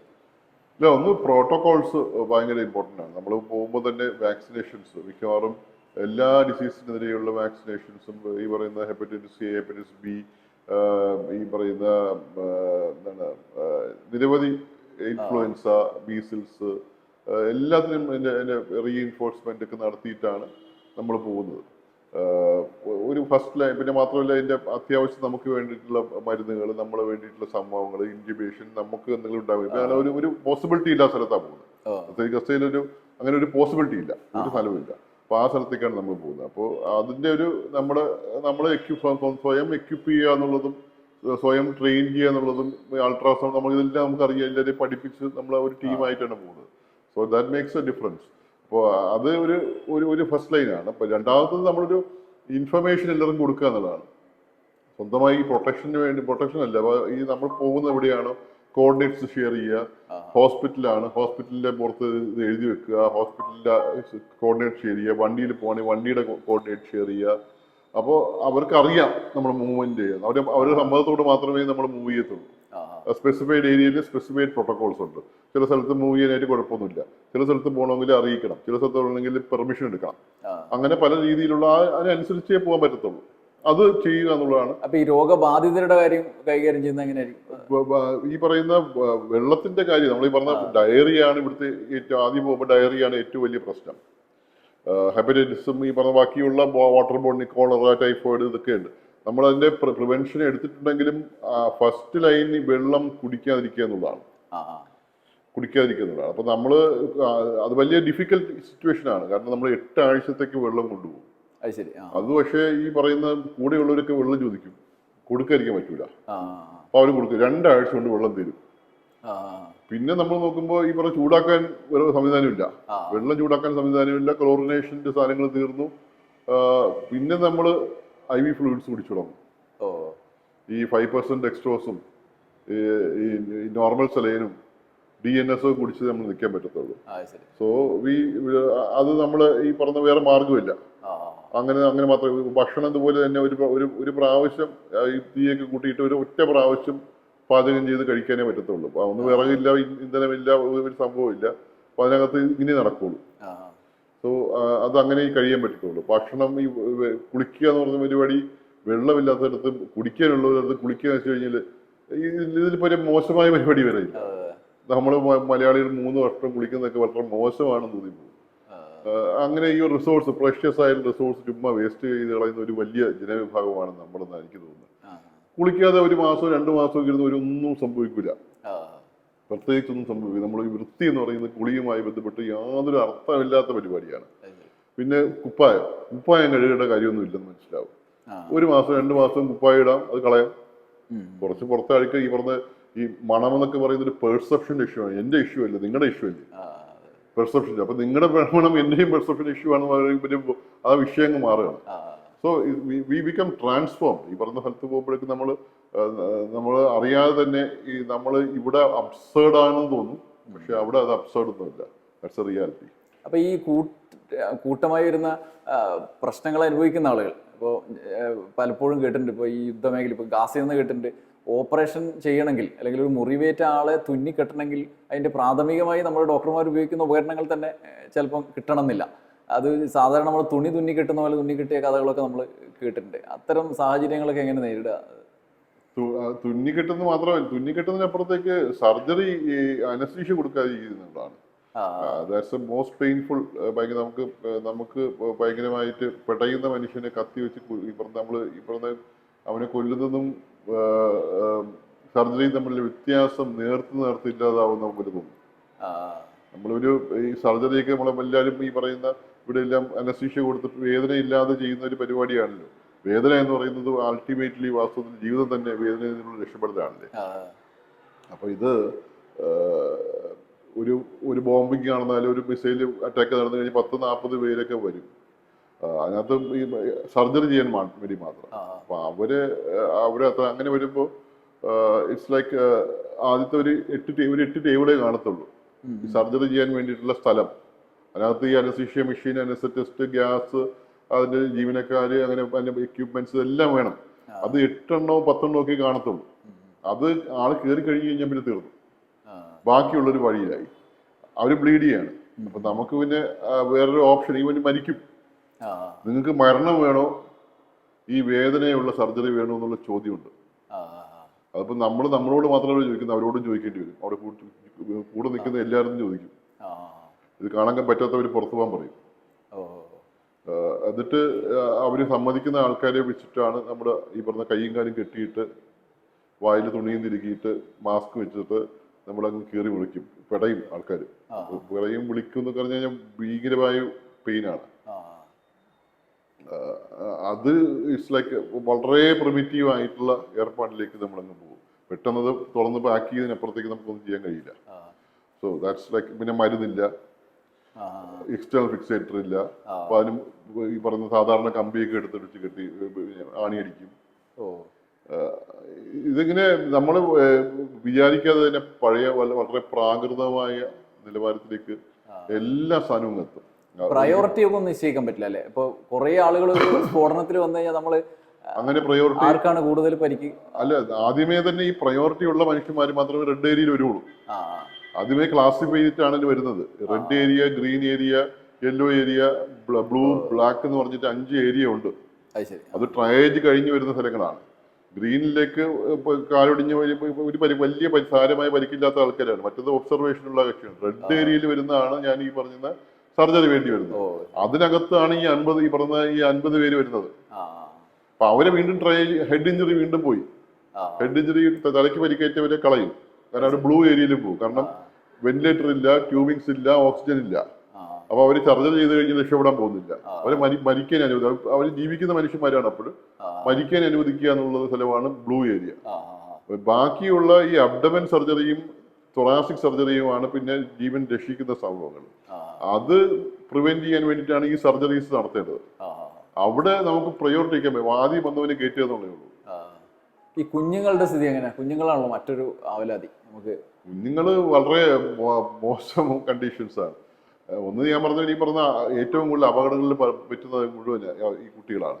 ഇവര് ഒരു ടെന്റിലൊക്കെ 50 ഒരു 30 പേരോ അല്ലെങ്കിൽ 20 പേരൊക്കെയാണ് കഴിയുന്നത്. അതായത് കുട്ടികളെ ബഹുഭൂരിപക്ഷം കുട്ടികളാണ്. മുതിർന്നവർക്കൊന്നും കുട്ടികളെ നോക്കാനുള്ള യാതൊരു ഒന്നും പറ്റത്തില്ല. അവർ മുഴുവൻ റോഡിലാണ്. റോഡ് ആക്സിഡൻസിനകത്ത് വിടും. അത് കഴിഞ്ഞിട്ട് ഈ സ്കൂളില്ല, തമ്മിൽ അടിക്കും. എന്നിട്ട് ഈ പറയുന്ന എന്തെങ്കിലും ബോംബിങ് നടക്കുമ്പോൾ ഇവരെല്ലാം അവിടെ ആയിപ്പോവും. മുതിർന്ന ആണുങ്ങളെല്ലാം രക്ഷപ്പെടും. ഇവരെ പിടിച്ചുകൊണ്ട് വന്നിട്ട് ഈ രക്ഷപ്പെടുത്താനായിട്ട് അമ്മമാരും സ്ത്രീകളൊക്കെ ശ്രമിച്ചിട്ട് അവരേക്ക് കുപ്പായ ഇടിച്ച് ഇവരേക്ക് വിളിച്ചുകൊണ്ട് വരുമ്പോഴേക്കും ബോംബൊന്ന് വീഴും. അതിനകത്ത് അവർ ഏറ്റവും കൂടുതൽ പെട്ടു പോകുന്നവരാണ്. രക്ഷപ്പെടാൻ പറ്റാത്തത് അവരാണ്. അവരെയും കൊണ്ട് പിന്നെ ഹോസ്പിറ്റലിലേക്ക് വരുന്ന വലിയ വലിയ ജാഥയുണ്ട്. പിന്നെ ഇവർ ഈ റോഡിൽ നിൽക്കുമ്പോൾ ഈ കുട്ടികളെ ഈ പറഞ്ഞ ഈ ഹൈപ്പർ ആക്റ്റീവ് ആയിട്ടുള്ള എല്ലാവരും ഈ പറഞ്ഞ കുട്ടികളുടെ പ്രായമൊക്കെ അല്ലേ, അവരെന്തും ചെയ്യും. ആ വണ്ടിയിൽ കയറി അങ്ങോട്ട് പോകും, ഇങ്ങോട്ട് പോകും. ഇവരൊക്കെ അവസാനം ഈ വെടിവെക്കുന്ന സ്ഥലത്തൊക്കെ അവസാനിക്കും. ഈ ഭയങ്കരമായിട്ട് ഈ ഭക്ഷണ വിതരണ കേന്ദ്രത്തിലൊക്കെ വെടിവെപ്പ് നടക്കുന്നുണ്ട്. അവിടെയൊക്കെ പോയിട്ട് വൈകിട്ട് അവിടെ എത്തിപ്പെടും. അവിടെ പോകാൻ പറ്റത്തില്ല. അവിടെ കിടന്നുറങ്ങും. രാത്രിയാവുമ്പോൾ ഈ പറയുന്ന അവിടെ രാവിലെ 10 മണിക്ക് തുറക്കുള്ളൂ. പക്ഷെ വൈകിട്ടാവുമ്പോഴേക്കും ആൾക്കാരങ്ങ് കുന്നുകൂടും. ലക്ഷക്കണക്കിന് ആൾക്കാർ കൂടും. ഇത് കൂടിയിട്ട് അവസാനം ഒന്നും ഇവരെല്ലാം അവിടെ നിൽക്കും. ഇപ്പൊ ഡ്രോണുകൾ കണ്ടു കഴിഞ്ഞാൽ വെടിവെപ്പിടണം. ഈ ആകാശം നിറച്ച് ഇങ്ങനെ പൂത്തിരി കത്തുന്ന പോലെ ചീറിപ്പായുന്ന ബുള്ളറ്റ് ഇങ്ങനെ ഒച്ചയും കയറ്റി ഇങ്ങനെ ഭയങ്കര പടക്കടക്ക് തീ കൊളുത്തിയ പോലെ ഇരിക്കുന്ന പരിപാടിയാണ്. പൂത്തിരി കത്തുക, പാരഷൂട്ട് പോവുക, അല്ലെങ്കിൽ റോക്കറ്റ് വിടുക. ഇങ്ങനെ കുട്ടികളിങ്ങനെ ഈ ഉറക്കത്തിൽ ഞെട്ടി ഉണർന്നിട്ട് ഇങ്ങനെ നോക്കുമ്പോൾ മുഴുവൻ ഇത് ഭയങ്കര ഭംഗി. എൻ്റെ ഒരു മുഹമ്മദ് എന്ന് പറഞ്ഞ ഒരു മനുഷ്യൻ പറഞ്ഞ കഥയുണ്ട്. അയാള് കിടന്നിട്ട് ഈ കുട്ടി ഇങ്ങനെ എഴിച്ചിട്ട് ഇങ്ങനെ മിഴിച്ച് ഇങ്ങനെ എന്ന് പറഞ്ഞിങ്ങനെ എഴിച്ച് നിന്ന് നോക്കും. ഒരു 8 വയസ്സുകാരന് നോക്കുന്ന നിപ്പില് ഇങ്ങനെ ഒരു 50 ബുള്ളറ്റ് കയറി ചിന്ന ഭിന്നമായി പോകുന്നു. നോക്കി നിൽക്കിയ ഒരു കുട്ടി അങ്ങ് ചിന്ന ഭിന്നമായി പോവാണ്. അപ്പൊ നിപ്പിലേക്ക് ഇവര് അടുത്ത ദിവസമൊക്കെ കൂന കൂട്ടിയിട്ടുള്ള ഈ ശവശരീരങ്ങൾ ആശുപത്രിയിൽ ഈ എമർജൻസി എത്തും. ഇറ്റ്സ് ലൈക്ക് ഒരു ബുള്ളറ്റൊക്കെ മതി ഒരു കുട്ടിയെ കൊല്ലാനായിട്ട്. ഈ 50 ബുള്ളറ്റൊക്കെ എന്തിനാ കയറിപ്പോയെന്നൊക്കെ ആലോചിച്ചു. ആ കുട്ടികൾ എത്തിപ്പെടുന്ന ഈ ഓർഫൻസ് എല്ലാ ഈ പറഞ്ഞ അച്ഛന്മാര് പോയിട്ട് ഇതുപോലെ ഇതിനകത്ത് പോയി വീണിട്ട് കാലൊടിഞ്ഞോ കൈയൊടിഞ്ഞോ അല്ലെങ്കിൽ മുറിവ് പഴുത്തിട്ടോ മരിക്കും. വികലാംഗരാവും, വണ്ടിയിൽ കയറി മരിക്കും. പിന്നെ അടുത്ത ആണുങ്ങളില്ലാതാവുമ്പോൾ അമ്മമാര് പോയി തുടങ്ങും. സ്ത്രീകൾ ഈ സ്ഥലത്ത് പോയി തുടങ്ങും. സ്ത്രീകൾക്ക് ഇതിനെക്കുറിച്ച് ഒരു വിവരം ഉണ്ടാവില്ല. അവർ പെട്ടെന്ന് മരിക്കും. അങ്ങനെ സ്റ്റെപ്പ് ബൈ സ്റ്റെപ്പായിട്ട് ഈ വയസ്സായ ആൾക്കാർ മരുന്നില്ലാതെ മരിക്കും. കുട്ടികളങ്ങ് അനാഥാവും. പല രീതിയിലങ്ങ് അനാഥാവും. ഡോക്ടർ പറഞ്ഞ് ഞാൻ ശ്രദ്ധിച്ചിട്ടുണ്ട്, പ്രാഥമിക സൗകര്യത്തിന് തന്നെ പ്രതിസന്ധി ഉണ്ടാകുന്ന സമയത്ത് വയറിളക്കമൊക്കെ വന്ന ആളുകൾ അത്തരം പ്രതിസന്ധികളെ നേരിടുന്നത് സ്വന്തം അന്തസ്സ് തന്നെ പ്രതിസന്ധിയിലാവുന്ന ഒരു അവസ്ഥ പറഞ്ഞിട്ടുണ്ട്. അത് ആദ്യത്തെ പ്രാവശ്യം പോകുമ്പോഴാണ് ഈ പറഞ്ഞ വാട്ടർ ട്രീറ്റ്മെന്റ് പ്ലാന്റ്സും പവർ സെന്റേഴ്സും ഒക്കെ ബോംബ് ചെയ്യുമ്പോൾ പെട്ടെന്ന് നമ്മൾ ഇവിടെ ആയാലും സംഭവിക്കുന്നതാണ്. കറണ്ട് പോയി കഴിഞ്ഞാൽ മുഴുവൻ പോയി. എന്ത് സാധനവും പ്രവർത്തിക്കുന്ന കറണ്ട് അല്ലേ വേണ്ടത്. പിന്നെ വാട്ടർ പ്യൂരിഫിക്കേഷൻ സെന്റർ വേണമെങ്കിൽ കറണ്ട് വേണം, ലിഫ്റ്റ് വേണമെങ്കിൽ കറണ്ട് വേണം. ഈ കറണ്ട് പോയി അല്ലെങ്കിൽ തീർന്നില്ലേ. അപ്പൊ ടോട്ടലി ഇതെല്ലാം പൊളിഞ്ഞു പോയി കഴിഞ്ഞാൽ അവസാനിച്ച് പിന്നെ ഈ ടോയ്ലറ്റ് ഒന്നും ഇല്ല. ടോയ്ലറ്റ് വളരെ എല്ലാം പോയി മേക്ക് ഷിഫ്റ്റ് അല്ലേ. ഒരു ടെന്റ് ഉണ്ടാക്കാനുള്ള പാടുപെടുക തന്നെ ഭയങ്കരമാണ്. അപ്പോൾ അത് അവസാനം ഈ പറയുന്ന ടെന്റൊക്കെ മാറ്റിയിട്ട് ഇതൊക്കെ ഉണ്ടാക്കുന്ന ഈ NGOs ആണ്. അവരത് ഒരു സാധനമൊക്കെ 2000-3000 പേരൊക്കെ ഉപയോഗിക്കുന്നത്. അത് വെള്ളമില്ല, അതെല്ലാം ഒഴുകിപ്പരന്ന് അതെല്ലാം എല്ലാ വാട്ടർ സോഴ്സസും ഇൻഫെക്റ്റഡ് ആണ്, ടോട്ടലി ഇൻഫെക്റ്റഡ് ആണ്. ഇത് എവിടെന്നെങ്കിലും പോയി ആൾക്കാർ രാവിലെ കുടിച്ചു തുടങ്ങും.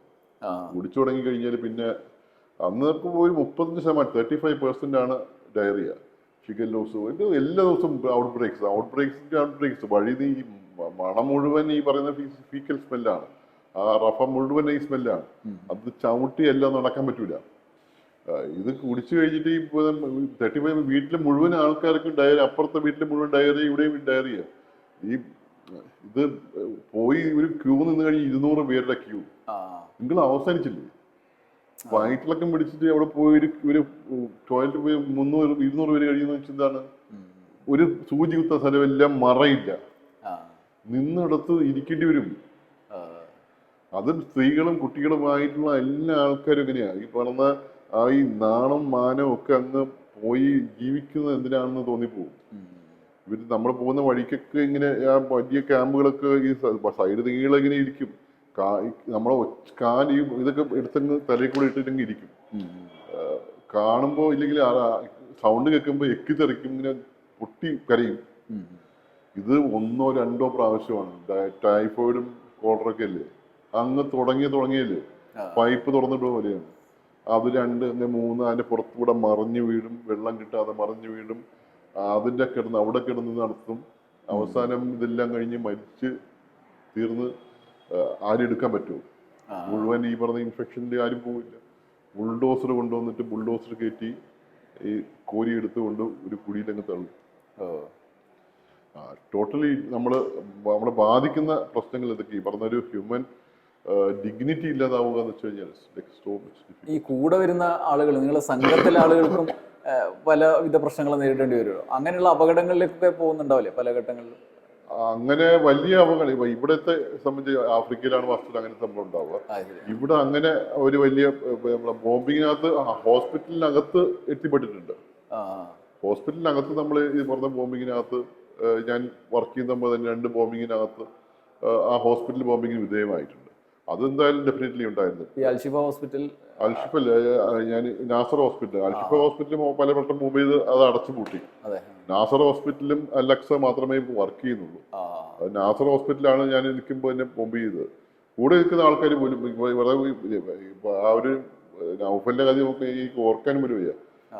കൂടെ നല്ലൊരു മനുഷ്യൻ, ചെറുപ്പക്കാരൻ, സുന്ദരനായ മനുഷ്യൻ. അവനിങ്ങനെ ഈ ഫസ്റ്റ് ഡബിൾ ടാപ്പാ, ഒരു വീണ സ്ഥലത്തിന്റെ വീണ്ടും വരിക. ഫസ്റ്റ് ടാപ്പിനകത്ത് 10-25 പേര് മരിച്ചു. അവരെടുക്കാനായിട്ട് അടുത്ത ടീം ഒരു 50 പേര് പോയി. രണ്ടാമത്തെ അപ്പൊ ഇവന്റെ ഫോൺ അടിക്കുന്നുണ്ടാവും. ഞാൻ ഫസ്റ്റ് വീണ പരിക്കേറ്റ ആൾക്കാരെ നമ്മൾ നോക്കിക്കൊണ്ടിരിക്കുന്ന ഫോൺ അടിക്കുന്നു. ഇവൻ നോക്കിയിട്ട് വെക്കുന്നു. ഇവന്റെ അമ്മ വിളിക്കുക, വെറുതെ ഇരിക്കാൻ പറഞ്ഞാൽ ഇരിക്കില്ല, കുഴപ്പമില്ലെന്ന് പറഞ്ഞാൽ കേൾക്കുന്നില്ല. അവർ വിളിച്ചുകൊണ്ടിരിക്കും. ഇവൻ ഈ ശല്യം കാരണം പറഞ്ഞിട്ട് വരാന്നൊക്കെ പറഞ്ഞിട്ട് പോയതാണ് പുറത്തോട്ട്. ആ പോട്ടിക്കോയി പോയി ഒരു ഫോൺ വിളിച്ചിട്ട് ഒരു പറഞ്ഞിട്ട് വരാം എന്ന് പറഞ്ഞിട്ട് പോയി അവിടെ എത്തിയപ്പോഴേക്കും 2ാമത്തെ ബോംബ് അവന്റെ തലയിൽ കൂടെ വീഴും. അവൻ പിന്നെ കാണുന്നത് അവന്റെ ബോഡിയാണ്. ബോഡിയൊക്കെ സർട്ടിഫൈ ചെയ്ത് കഴിഞ്ഞാൽ കൂടെ നിൽക്കുന്നവനെയൊക്കെ സർട്ടിഫൈ നമ്മൾ ഒരു ഏറ്റവും പെയിൻഫുൾ ഏർപ്പാടായിട്ട് മാറി. നമുക്ക് ഇങ്ങനെയുള്ള അവസരങ്ങളിൽ നിരാശ ബാധിച്ച് അങ്ങ് സ്തംഭിച്ചു പോകുന്ന അവസ്ഥ ഉണ്ടാവോ? ഇനി ഒരിക്കലും ഇങ്ങോട്ട് തിരിച്ചു വരണ്ട എന്ന് തോന്നാറുണ്ടോ? അങ്ങനെ നിരാശ ബാധിക്കാൻ വേണ്ടിയിട്ടുള്ളൊരു ഏർപ്പാടെന്ന് വെച്ച് കഴിഞ്ഞാൽ അത് റൈറ്റ് ഫ്രം ഇൻസെപ്ഷൻ ഫെയിലിയർ ആണ്. ഒരു ഹ്യൂമാനിറ്റേറിയൻ ആക്ട് എന്ന് പറയുന്നത് ഒരു യുദ്ധം ഉണ്ടാക്കുന്ന ഏർപ്പാട് നോക്കുമ്പോൾ ഭയങ്കര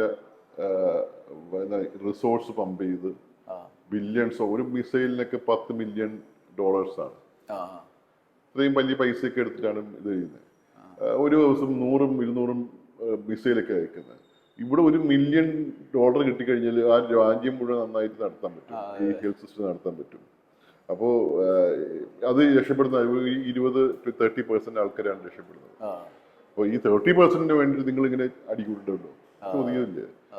it's like right from the beginning it's a failure.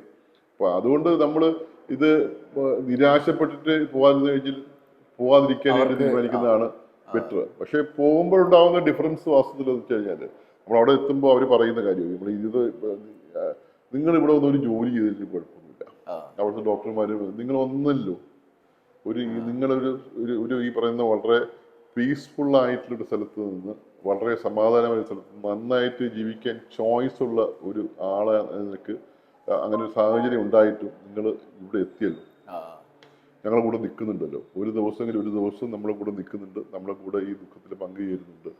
അതാണ് ഏറ്റവും പ്രധാനം. രണ്ടാമത്തെ കാര്യം ഡോക്യുമെന്റ് ചെയ്യണം, ആരെങ്കിലും ഡോക്യുമെന്റ് ചെയ്യണം. ജേർണലിസ്റ്റുകൾ ആരും ഇല്ല, ഒരു മനുഷ്യർ പോലും ഇല്ല അവിടെ. അപ്പോൾ അവർക്ക് ഈ ആകെ കൂടെ നമ്മൾ മാത്രമേ ഉള്ളൂ ഇതൊക്കെ ഡോക്യുമെന്റ്. ഒരു വാർ ക്രൈം അത് ഡോക്യുമെന്റ് ചെയ്ത് കോടതി എത്തിക്കണം. അപ്പൊ അതൊരു പ്രധാന പ്രശ്നമാണ്. അപ്പൊ അത് നമ്മൾ മാത്രം ചെയ്യാൻ പറ്റത്തുള്ളൂ.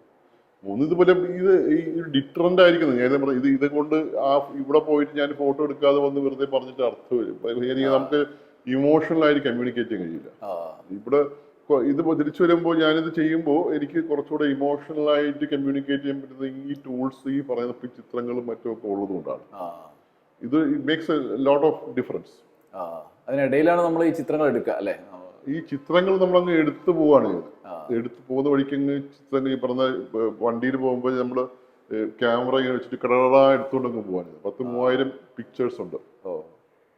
പിന്നെ ഹോസ്പിറ്റലിനകത്തുള്ള മുഴുവൻ പിക്ചേഴ്സ് നമുക്ക് എടുക്കാം, അവർ ചോദിച്ചിട്ട് എടുക്കാൻ പറ്റുന്നതാണ്. അത് വലിയ പ്രശ്നമാണ്. പക്ഷേ വഴിയിലൊക്കെയുള്ള പ്രശ്നങ്ങൾ എടുത്തു കഴിഞ്ഞ പ്രശ്നമാണ്. എന്നാലും പോലും നമ്മൾ എടുക്കും. എന്നിട്ട് പലതിനും സ്റ്റോറീസ് ഉണ്ട്. ഈ സ്റ്റോറീസ് എന്ന് പറയുന്ന ജീവിതമാണ്.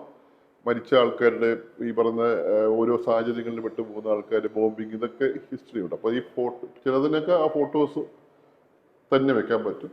ചിലതിന് വേറെ നമ്മൾ എടുത്ത പല പിക്ചേഴ്സും ആയിരിക്കും നമ്മൾ കൊണ്ട് ഈ പറയുന്ന ജീവിതവുമായി ബന്ധപ്പെടുത്തുന്നത്. ബട്ട് അത് രണ്ടും ചേരുമ്പോൾ ഉണ്ടാക്കുന്ന ഒരു ഡിഫറൻസ് ഉണ്ട്.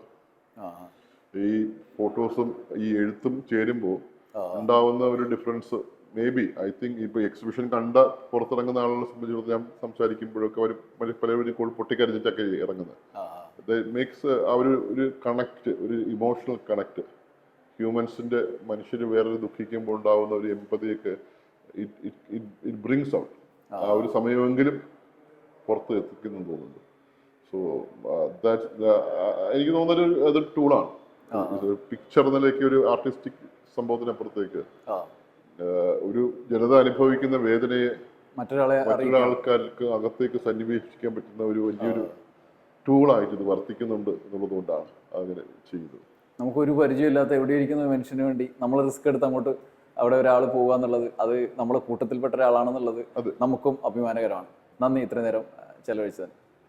അടുത്ത വീഡിയോയിൽ മറ്റൊരു അതിഥിയുമായി വീണ്ടും വരാം. നന്ദി, നമസ്കാരം.